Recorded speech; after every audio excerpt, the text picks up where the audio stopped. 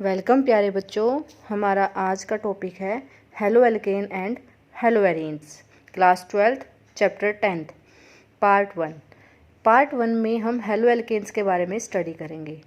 Halo alkanes होते क्या हैं?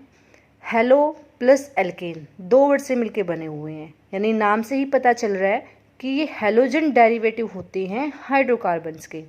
फॉर एग्जाम्पल मिथाइल क्लोराइड, यानी अगर हम मीथेन में से एक हाइड्रोजन को हेलोजन से रिप्लेस कर दें तो हमें क्या मिल जाएंगे? Haloalkanes. अब हम इनकी क्लासिफिकेशन की बात करते हैं on the basis of number of halogen atom, कि किसी कंपाउंड में कितने हेलोजन प्रेजेंट है, उस बेस पे हम हेलो एल्केन्स को क्लासीफाई कर सकते हैं। अगर किसी कंपाउंड के अंदर एक ही हेलोजन एटम प्रेजेंट है तो हम उन्हें बोलेंगे मोनो हेलो एल्केन। अगर दो हेलोजन कंपाउंड प्रेजेंट है तो हम उन्हें बोलेंगे डाई हेलो एल्केन। अगर दो से ज़्यादा हेलोजन कंपाउंड प्रेजेंट है तो हम उन्हें बोलेंगे poly halo alkane. For example trichloroethane, 1 2 3 trichloropropane etcetera. Second है on the basis of hybridisation of carbon halogen bond. सबसे पहले हम इसमें स्टडी करेंगे compound containing sp3 hybridised carbon, यानी जिस कार्बन से हेलोजन ग्रुप अटैच्ड है वो कार्बन कैसा होगा? sp3 hybridised. अब इसमें भी कुछ टाइप्स है इसके। पहला टाइप है एल्काइल हैलाइड, यानी हेलो एल्केन, जिसके बारे में हमने स्टडी करना है।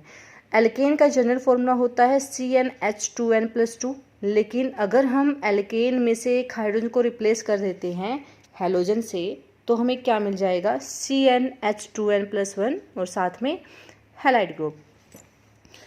एल्काइल हैलाइड की अगर हम बात करें तो ये प्राइमरी, सेकेंडरी और टर्शरी, फर्दर ये 3 टाइप के हैं। वो किस पे डिपेंड करता है? वो डिपेंड करता है कि हेलोजन ग्रुप किस कार्बन से अटैच्ड है। अगर प्राइमरी कार्बन से अटैच्ड है तो प्राइमरी हेलो एल्केन मिल जाएगा। अगर सेकेंडरी कार्बन से अटैच्ड है तो हमें सेकेंडरी हेलो एल्केन मिल जाएगा। नेक्स्ट है एलाइलिक हैलाइड। एलाइलिक कंपाउंड हम किन्हें कहते हैं? यानी एलाइलिक हैलाइड का मतलब क्या है? ऐसे कंपाउंड जिनके अंदर हेलोजन ग्रुप अटैच्ड होता है next to double bonded carbon, यानी डबल बॉन्डेड कार्बन से जो नेक्स्ट कार्बन होगा उस पे हेलोजन लगा होगा। ठीक है। थर्ड है बेंजाइलिक हैलाइड। बेंजाइलिक हैलाइड यानी बेंजीन रिंग तो प्रेजेंट होगी ही होगी उसके अंदर, तो इससे हम क्या समझते हैं कि हेलोजन उस कार्बन से अटैच होगा जो नेक्स्ट होगा एरोमेटिक रिंग की, यानी डायरेक्ट एरोमेटिक रिंग से अटैच नहीं होगा। एरोमेटिक रिंग से कार्बन अटैच होगा, उससे हेलोजन अटैच होगा, यानी जो कार्बन हेलोजन से अटैच होगा वो sp3 हाइब्रिडाइज्ड होगा। अब हम इसके नोमेनक्लेचर के बारे में स्टडी करेंगे कि हेलो एल्केन्स को हम किस तरह से स्पेसिफाई कर सकते हैं, इनको किस तरह से इनकी नेमिंग कर सकते हैं। तो 2 टाइप से नेमिंग कर सकते हैं, एक होता है इनका कॉमन नेम और दूसरा होता है IUPAC नेम। कॉमन नेम की अगर हम बात करें तो कॉमन नेम देते हैं हम इनको alkyl halide. For example CH3CH2CH2Br, 3 carbon है यानी प्रोपाइन और साथ में ब्रोमीन है, तो कॉमन नेम इसका क्या बन जाएगा? N propyl bromide. IUPAC name की अगर हम बात करें तो हमारा क्या बनेगा? ये 1 ब्रोमो प्रोपेन। तो आइए हम कुछ और कंपाउंड्स की नेमिंग करते हैं, जैसे कि दिया हुआ है isobutyl chloride. Iso word use किसके लिए होता है? एक कार्बन से अगर 2 मिथाइल ग्रुप अटैच हैं तो हम उस ग्रुप को बोलते हैं आइसो, आइसोब्यूटाइल क्लोराइड। इसकी IUPAC नेम होगी 1 क्लोरो 2 मिथाइल प्रोपेन। नेक्स्ट है टर्शरी ब्यूटाइल क्लोराइड। अगर एक कार्बन फर्दर 3 कार्बन से अटैच हो तो उस कार्बन को हम क्या बोलेंगे? टर्शरी कार्बन, तो वो क्या हो जाएगा? Tertiary butyl chloride. IUPAC name की बात करें तो 2 क्लोरो 2 मिथाइल प्रोपेन। ठीक है। तो ये सभी कंपाउंड आपको नेमिंग की प्रैक्टिस के लिए दिए हुए हैं, आप इनकी प्रैक्टिस कीजिएगा। ठीक है, और अपनी नोटबुक में इनको नोट कर लेना। अब हम बात करते हैं अगर कोई डाई हेलो कंपाउंड है, यानी डाई हेलोजन का मतलब क्या कहेंगे कि अगर किसी कंपाउंड में 2 हेलोजन प्रेजेंट है तो पॉसिबिलिटी हो सकती है अगर दोनों हेलोजन सेम कार्बन पे हैं तो हम उन्हें बोलेंगे जेमिनल डाई हैलाइड, और उनका कॉमन नेम क्या होगा? एल्काइलिडीन हैलाइड। फॉर एग्जांपल CH3CHBr2, इसका कॉमन नेम हो जाएगा इथाइलिडीन ब्रोमाइड, और IUPAC नेम क्या होगा? 1,1 डाइब्रोमो इथेन। अगर दोनों हेलोजन एडजेसेंट कार्बन पे हैं तो कॉमन नेम होगा विसिनल हैलाइड, यानी alkylene halides. For example Cl CH2 CH2 Cl, इसे हम बोलेंगे इथाइलिन क्लोराइड। IUPAC नेम क्या बनेगा इसका? 1,2 डाइक्लोरोइथेन। नेक्स्ट दिया हुआ है CH3 की थ्राइस CH2Br। अब इस कंपाउंड में अगर हम देखें तो एक कार्बन के साथ 3 मिथाइल ग्रुप अटैच है और फिर उससे अटैच है CH2Br। तो अगर एक कार्बन से 3 मिथाइल ग्रुप अटैच हों तो हम उसके लिए वर्ड यूज़ करते हैं नियो। तो ये क्या बन जाएगा? Neo pentyl bromide. IUPAC naming करें तो 2,2 डाइमिथाइल ब्रोमो प्रोपेन। नेक्स्ट है nature of carbon halogen bond. अब आप सबको पता है हैलोजन बहुत ज़्यादा इलेक्ट्रोनेगेटिव एटम होते हैं, तो अगर हम इनके नेचर की बात करें तो इनका नेचर होगा पोलर, यानी कार्बन पे स्लाइटली पॉजिटिव चार्ज आएगा और हैलोजन पे आएगा नेगेटिव चार्ज। ठीक है, तो इनका नेचर होता है हाईली पोलर। जैसे जैसे हैलोजन का साइज बढ़ता जाएगा, जो इनके बीच की पोलैरिटी है वो डिक्रीज होती जाएगी, बॉन्ड लेंथ बढ़ती जाएगी और जो बॉन्ड एंथैल्पी है वो कम होती जाएगी। तो आपको बॉन्ड एंथैल्पी का ये ऑर्डर दिया हुआ है। सबसे ज़्यादा स्ट्रॉन्ग बॉन्डिंग किसकी होगी? CF की, उसके बाद CCl, फिर CBr और CI। अब हम बात करेंगे method of preparation of halo alkane, कि हम हेलो एल्केन को किस तरीके से प्रिपेयर कर सकते हैं। फर्स्ट प्रिपरेशन है फ्रॉम एल्कोहल। जब हम एल्कोहल ग्रुप को किसी भी रिएजेंट जैसे कि कंसनट्रेटेड हाइड्रो हेलो एसिड है, PCl3 है, PCl5 या थाइनाइल क्लोराइड से ट्रीट करते हैं, तब हमें हेलो एल्केन मिलते हैं। तो सबसे पहले हम देखेंगे with concentrated hydrogen halo acid HX। Alcohol को जब आप HX से ट्रीट करेंगे तो हमें मिलेगा हेलो एल्केन। लेकिन अगर हम प्राइमरी और सेकेंडरी एल्कोहल की बात करें तो उन्हें रिएजेंट की ज़रूरत पड़ेगी इस रिएक्शन को करने के लिए। क्यों? क्योंकि जो प्राइमरी और सेकेंडरी कार्बोकैटायन है वो लेस स्टेबल होते हैं, तो इसीलिए हमें इस रिएक्शन को करने के लिए ज़रूरत पड़ेगी एनहाइड्रस जिंक क्लोराइड की। जबकि टर्शरी एल्कोहल है वो इजीली रिएक्शन दे देगा हाइड्रोजन हेलो एसिड के साथ। क्यों? क्योंकि टर्शरी कार्बोकैटायन स्टेबल बनता है। विद PCl3 करें बात तो हमें मिलेगा क्लोरो एल्केन। रेड फॉस्फोरस की अगर हम बात करें तो यहाँ से हमें ब्रोमो एल्केन या क्लोरो एल्केन दोनों ही टाइप के हैलाइड मिल सकते हैं। और अगर थाइनाइल क्लोराइड की बात करें तो यहाँ से हमें मिल जाएगा क्लोरो एल्केन। थाइनाइल क्लोराइड वाला जो मेथड है ये बेस्ट है क्लोरो एल्केन को प्रिपेयर करने का। क्यों? क्योंकि इसके अंदर जो साइड प्रोडक्ट बनते हैं वो दोनों गैसेज हैं जो एटमॉस्फेयर में रिलीज हो जाते हैं और हमें प्योर क्लोरो एल्केन यहाँ से मिलेगा। सेकेंड मेथड ऑफ प्रिपरेशन है वो है हाइड्रोकार्बन। हाइड्रोकार्बन से हम दो तरीके से बना सकते हैं हेलो एल्केन के। तो पहला है बाय फ्री रेडिकल हैलोजिनेशन। जब भी हम हाइड्रोकार्बन को क्लोरीन के साथ ट्रीट करते हैं in the presence of sunlight तो हमें मिक्सचर ऑफ प्रोडक्ट मिलता है, यानी हमें आइसोमर्स मिलते हैं। तो इससे जो हमारा प्योर हेलो एल्केन होगा उसकी यील्ड बहुत कम हो जाएगी। सेकेंड जो है वो है एल्कीन से। एल्कीन भी एक हाइड्रोकार्बन है, तो हम एल्कीन से भी हेलो एल्केन को बना सकते हैं। इसमें फर्दर 2 टाइप है। फर्स्ट है addition of hydrogen halo acid की। जब भी हम एल्कीन में हेलो एसिड को ऐड करते हैं तो हमें इससे क्या मिलेगा? Halo alkane. लेकिन अगर अनसिमेट्रिकल एल्कीन की बात करें तो वहाँ से 2 प्रोडक्ट बनने की संभावना है। लेकिन मेजर प्रोडक्ट कौन सा होगा? वो होगा अकॉर्डिंग टू मार्कोवनिकोव रूल। अब मार्कोवनिकोव रूल क्या कहता है? Negative part of reagent goes to that carbon which contain less number of hydrogen. ठीक है, नेगेटिव पार्ट उस पे जाएगा जिसके पास कम हाइड्रोजन हो। एडिशन ऑफ हैलोजन की बात करें, एडिशन ऑफ हैलोजन में अगर हम क्लोरीन को ऐड कर देते हैं एल्कीन में तो हमें डाई क्लोरो कंपाउंड मिल जाएगा। अगर हम ब्रोमीन को ऐड करते हैं तब भी हमें क्या मिल जाएगा? Die bromo alkene. ठीक है, अब देखो जो ब्रोमीन है उसका कलर होता है ब्राउन, लेकिन एडिशन के बाद उसका कलर डिस्चार्ज हो जाता है। तो इस रिएक्शन को हम यूज़ कर सकते हैं as a test for unsaturation. ठीक है, और इस टेस्ट को बोलते हैं Baeyer test. Third method of preparation है फ्रॉम हैलोजन एक्सचेंज।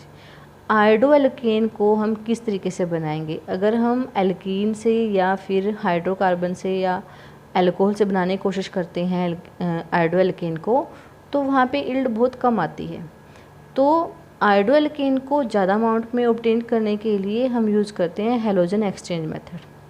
जब भी हम क्लोरो एल्केन या ब्रोमो एल्केन को ट्रीट करते हैं सोडियम आयोडाइड से इन ड्राई एसीटोन तो हमें यहाँ से मिलेगा आयोडो एल्केन और इस रिएक्शन को हम बोलते हैं फिंकलस्टीन रिएक्शन। इसी तरीके से फ्लोरोएल्केन को ऑब्टेन करने का तरीका क्या हो सकता है कि जब भी हम क्लोरोएल्केन या ब्रोमोएल्केन को ट्रीट करते हैं फ्लोरोनेटिंग एजेंट से, जैसे कि एंटीमनी फ्लोराइड है, सिल्वर फ्लोराइड है या मर्क्यूरिक फ्लोराइड है, तो वहाँ से हमें क्या मिल जाएगा, फ्लोरोएल्केन। इस रिएक्शन को हम बोलते हैं स्वार्ट्ज रिएक्शन। ध्यान रखना, ये रिएक्शंस नेम से भी आ सकती हैं। फिंकरस्टीन रिएक्शन कौन सी होती है और स्वार्ट्ज रिएक्शन कौन सी होती है। नेक्स्ट टॉपिक है physical properties of haloalkane. Physical property अगर हम बात करें तो फर्स्ट प्रॉपर्टी है मेल्टिंग एंड बॉइलिंग पॉइंट।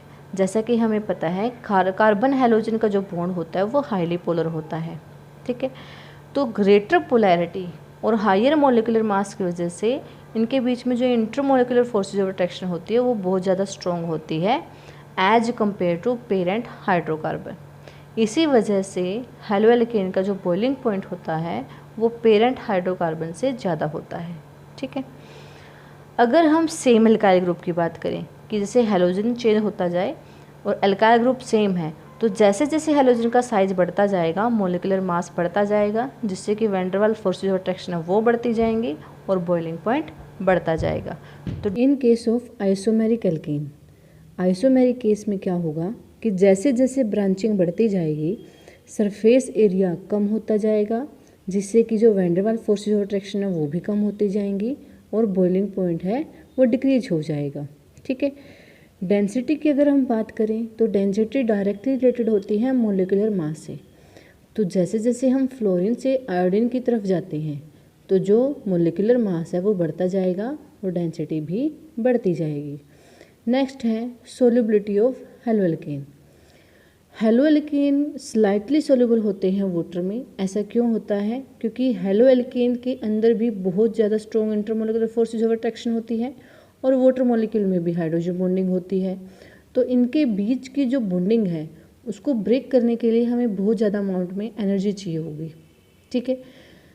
अब उस एनर्जी को प्रोवाइड करना डिफ़िकल्ट होगा, इस वजह से जो हैलोएल्केन की सोल्युबिलिटी होगी वाटर के अंदर वो कम होती है, जबकि ये जो सोलवेंट होते हैं, अदर ऑर्गेनिक सोलवेंट होते हैं, उनमें आसानी से सोल्यूबल हो जाते हैं। नेक्स्ट टॉपिक है chemical properties of haloalkane. First chemical property है न्यूक्लियोफिलिक सब्स्टिट्यूशन रिएक्शन। जैसा कि हमें पता है कि कार्बन हैलोजन बॉन्ड है वो पोलर है, तो कार्बन पे स्लाइटली पॉजिटिव चार्ज आता है और हैलोजन पे स्लाइटली नेगेटिव चार्ज। तो जब भी कोई न्यूक्लियोफाइल जो हैलोजन से ज़्यादा स्ट्रॉन्ग होगा कार्बन को अप्रोच करेगा तो halogen as a leaving group चला जाएगा, ठीक है। लेकिन जो न्यूक्लियोफाइल अटैक करेगा उसकी प्रॉपर्टी क्या होनी चाहिए कि वो स्ट्रॉन्ग न्यूक्लियोफाइल होना चाहिए देन हैलोजन, ताकि वो उसको डिस्प्लेस कर दे। कुछ एग्जांपल हैं न्यूक्लियोफिलिक सब्स्टिट्यूशन रिएक्शन के। फर्स्ट है substitution of halogen by OH group, यानी हाइड्रोक्सिल ग्रुप से जब हम हैलोजन को सब्स्टिट्यूट कर दें तो RX में अगर हम KOH ऐड करते हैं तो वहाँ से हमें क्या मिलेगा, अल्कोहल। इसी तरह से सेकेंड है साइनो ग्रुप के साथ। जो साइनाइड ग्रुप है ये एक एम्बिडेंट न्यूक्लियोफाइल होता है। एम्बिडेंट न्यूक्लियोफाइल हम किसको बोलते हैं? ऐसे न्यूक्लियोफाइल जिनके पास एक से ज़्यादा न्यूक्लियोफिलिक साइट होती हैं, ठीक है। यानी साइनाइड में अटैक कार्बन साइड से भी हो सकता है और नाइट्रोजन साइड से भी हो सकता है। तो सबसे पहले हम पढ़ेंगे अटैक थ्रू कार्बन साइड। तो जब भी हम हैलोएल्केन को potassium cyanide, alcoholic solution of potassium cyanide से ट्रीट करते हैं तो हमें मिलता है साइनाइड। जैसे कि एग्जांपल दिया हुआ है, ब्रोमीथेन को अगर हम पोटाशियम साइनाइड से ट्रीट करेंगे तो हमें क्या मिलेगा, इथाइल साइनाइड, ठीक है। अगर हम बात करते हैं सिल्वर साइनाइड की, तो जो सिल्वर साइनाइड के साथ जब भी हम हैलोएल्केन को ट्रीट करते हैं तो वहाँ से हमें मिलता है आइसोसाइनाइड। अब इसकी वजह क्या है? जो पोटाशियम साइनाइड होता है वो आयनिक कंपाउंड है, यानी यहाँ पे जो साइनाइड आयन है वो फ्री है, कार्बन साइड से भी अटैक कर सकता है, नाइट्रोजन साइड से भी अटैक करेगा, लेकिन कार्बन कार्बन बॉन्ड ज़्यादा स्टेबल होता है as compare to carbon nitrogen bond. और अगर हम सिल्वर साइनाइड की बात करें तो सिल्वर साइनाइड के बीच का जो बॉन्ड है वो कोवलेंट होता है, ठीक है। कोवलेंट बॉन्ड होने की वजह से जो कार्बन साइड है वो सिल्वर से बाउंड होती है और यहाँ पे एक ही साइड फ्री होती है, वो है नाइट्रोजन, तो इससे हमें आइसोसाइड मिलेगा। अब हम बात करते हैं mechanism of nucleophilic substitution reaction. ये रिएक्शन दो टाइप से हो सकती है। पहला है SN2 मैकेनिज्म और दूसरा है SN1। SN2 में क्या होगा, सब्स्टिट्यूशन न्यूक्लियोफिलिक बायोमोलिकुलर, और SN1 क्या है, सब्स्टिट्यूशन न्यूक्लियोफिलिक यूनिमोलिकुलर। SN2 के अंदर जब हम मिथाइल क्लोराइड को ट्रीट करते हैं हाइड्रोक्सिल ग्रुप से तो हमें मिलता है मिथेनॉल और साथ में क्लोराइड आयन बाहर निकल जाते हैं। अगर हम इस रिएक्शन की रेट की बात करें तो जो रेट ऑफ रिएक्शन है वो डिपेंड करती है रिएक्टेंट पे और साथ में हमारे न्यूक्लियोफाइल पे। तो ये सेकेंड ऑर्डर काइनेटिक्स है। ये रिएक्शन एक ही स्टेप में होती है और न्यूक्लियोफाइल बैक साइड से अटैक करता है रिएक्टेंट पे, यानी हेलो एल्केन पे बैक साइड से अटैक करता है। जब ये बैक साइड से अटैक करता है तो ट्रांजिशन स्टेट की फॉर्मेशन होती है जिसमें जो कार्बन हाइड्रोक्सिल बॉन्ड फॉर्मेशन है और कार्बन हेलोजन बॉन्ड ब्रेकेज है वो एक साथ हो रहे होते हैं। बट ये जो ट्रांजिशन स्टेट है वो अनस्टेबल होती है। ऐसा क्यों? क्योंकि कार्बन के साथ 5 बॉन्ड बन रहे हैं जो कि पॉसिबल नहीं है। ठीक है, इस वजह से हम ट्रांजिशन स्टेट को आइसोलेट नहीं कर सकते और हमें क्या मिल जाएगा, मिथेनॉल। तो अगर हम बात करें यहाँ पे कि जो अटैक है वो बैक साइड से अटैक होता है SN2 रिएक्शन में, इस वजह से क्या होगा, इन्वर्जन ऑफ कॉन्फ़िगरेशन। जिस टाइप से कि जैसे तेज़ तूफान हो उस टाइम पे जो अम्ब्रेला है वो इनसाइड की तरफ टर्न आउट कर जाता है, इस इन्वर्जन को हम बोलते हैं वाल्डन इन्वर्जन। नेक्स्ट है SN1। जो SN1 रिएक्शन है ये जनरली पोलर प्रोटिक सॉल्वेंट में कैरी की जाती है। पोलर प्रोटिक सॉल्वेंट जैसे कि वाटर है, एल्कोहल है, एमीन्स है, और ये रिएक्शन फर्स्ट ऑर्डर काइनेटिक्स को फॉलो करती है। क्या होता है इसमें, ये रिएक्शन होती है 2 स्टेप्स के अंदर। फर्स्ट स्टेप में जो रिएक्टेंट होता है यानी टर्शियरी ब्यूटाइल ब्रोमाइड है वो आयनाइज हो जाता है और आयनाइज होकर वो कार्बोकैटायन में कन्वर्ट हो जाता है। ये रिएक्शन स्लो होती है, यानी इसकी जो रिएक्शन रेट है वो बहुत स्लो है और इसी को हम बोलते हैं rate determining step. Next step में जो न्यूक्लियोफाइल है वो कार्बोकैटायन को अप्रोच करता है और हमें हमारा प्रोडक्ट मिल जाता है। यहाँ पे एक बात समझने की है कि जो कार्बोकैटायन होता है वो प्लेनर होता है, तो अटैक कहीं से भी हो सकता है, दोनों साइड से हो सकता है, यानी इन्वर्जन ऑफ कॉन्फ़िगरेशन भी हो सकता है और रिटेंशन ऑफ कॉन्फ़िगरेशन। तो इस वजह से हमें रेशमिक मिक्सचर मिलता है। ठीक है, रिएक्टिविटी की बात करें SN1 और SN2 की, तो जैसा कि हमने SN2 में पढ़ा था बैक साइड अटैक होता है न्यूक्लियोफाइल का। तो जैसे जैसे एल्काइल ग्रुप का साइज बढ़ता जाएगा, यानी उस कार्बन पे जो हैलोजन से अटैच्ड है वहाँ पे हिंड्रेंस बढ़ती जाएगी, क्राउडिंग बढ़ती जाएगी, तो जो न्यूक्लियोफाइल की अप्रोच है वो रिस्ट्रिक्टेड होती जाएगी, यानी न्यूक्लियोफाइल उतनी आसानी से अटैक नहीं कर पाएगा। फॉर एग्जांपल जैसे मिथाइल की बात करें तो यहाँ पे न्यूक्लियोफाइल आसानी से कार्बन को अप्रोच कर रहा है। इथाइल में एक बल्कि ग्रुप आ जाता है यहाँ पे मिथाइल ग्रुप, तो थोड़ी सी हिंड्रेंस होगी। आइसोप्रोपाइल की बात करें तो कार्बन के साथ 2 मिथाइल ग्रुप फर्दर अटैच है, तो यहाँ पे और ज़्यादा हिंड्रेंस होगी। और टर्शियरी ब्यूटाइल की अगर हम बात करें तो यहाँ पे जो न्यूक्लियोफाइल है वो रेयरली अप्रोच करेगा कार्बन जो हैलोजन से अटैच्ड है उसको। ठीक है, तो विद इंक्रीज इन साइज क्या होगा, स्टीरिक हिंड्रेंस बढ़ती जाएगी, जो रिलेटिव रेट है वो कम होती जाएगी। SN1 की बात करें तो वहाँ कार्बोकैटायन की फॉर्मेशन होती है, तो जितना ज़्यादा स्टेबल कार्बोकैटायन होगा उतनी ही आसानी से वो बनेगा और उतनी ही फास्ट रिएक्शन होगी।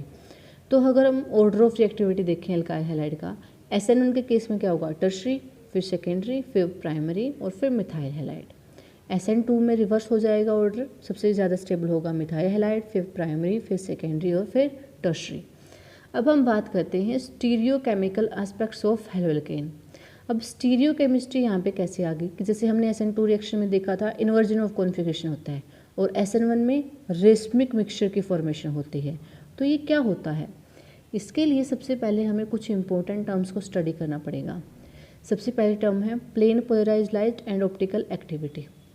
अब प्लेन पोलराइज्ड लाइट से आप क्या मतलब समझते हैं, जब हम ऑर्डिनरी लाइट यानी सिंपल लाइट होती है जो उसको पास करते हैं निकोल प्रोजियम से तो वो बन जाती है प्लेन पोलराइज्ड लाइट।